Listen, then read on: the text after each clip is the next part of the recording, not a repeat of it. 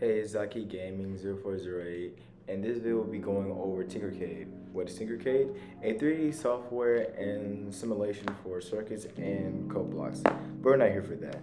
As you can see, on the left is my logo. I'm using it as like a reference for my keychain that I'm going to be making for my channel. Later on, I'm going to have as, merchandise. But of course, look on the right side of the screen is the settings and also shapes. Now, to do my complex logo, I have to, of course, add shapes together to make a unique shape. But I also have to remember the 4 of the Zaki logo. Now, of course, right now you're seeing me, of course, fiddling around with the system right now, adding shapes together. And you see I use a rectangle and a triangle, or aka pyramid, if you will. Now, of course, I connect those together to make that little 4 and Z shape on the top where it connected, but also disconnected on the top right. Now, of course, I'm trying to figure out how exactly do I flip it over. I was like, oh wait, I have to group it together. Now, of course, when you group things together, of course, it connects it into one shape, and then boom, it's now one shape. And now I get to flip it around and make it that good, iconic size. Now, of course, me copying and pasting, I just rotated it a good degrees, and then boom, now I got the second part of my Z. Now, this is where things start to be complicated. Now I have to realize now I have to curve the triangle / pyramid to, of course, make it look like a Z of the edge of my bottom left side of the Z.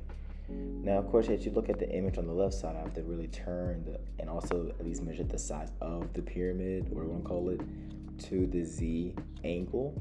And this is when I had like a good 20 minutes, and like this is speed up.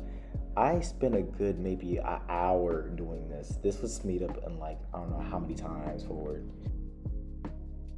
Right now you're seeing me using a hole. I don't know why they name it a hole in Tinkercade. Hey, a hole's a hole. Now, these are used to create slots, as you can see, in probably holes and like, I don't know, microphones or something like that, or even erasers, as you can see me in the video. Now, of course, I use it as a big thing and a big advantage to me creating, of course, my logo designs and personal 3D modeling.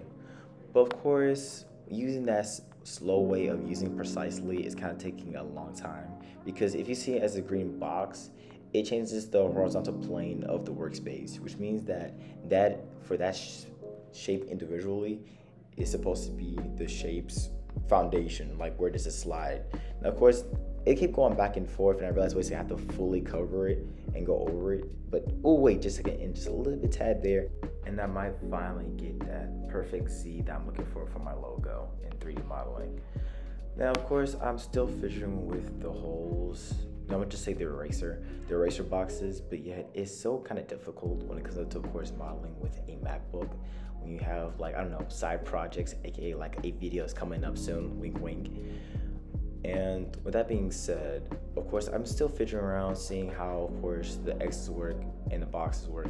And I realized, wait a second, I have to redo it because, of course, I have to remember about the green box and its foundation. Now, of course, I used to remember that, and of course, me using that as a eraser, I didn't merge. Now, of course, I forgot to tell you this, but at the top bar section, where you see it right above the box or the shapes, now, of course, there's like the little things where it's merged or like this, or detached. Now, as you see a circle that's merged with a square, that merges the shapes with another shape. That's why I'm using to, of course, merge the shapes together. And of course, we have the circle that's not a part of the square, but yet over it.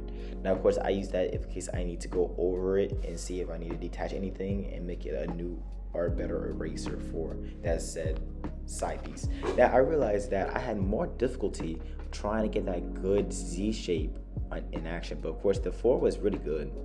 Now, of course, this one I realized, wait a second, I'm actually pretty done. This is really good. So now you've seen me, of course, using that very first shape that I used to, of course, use as a radius, to, of course, make a curved edges on the side, to, of course, use as my base.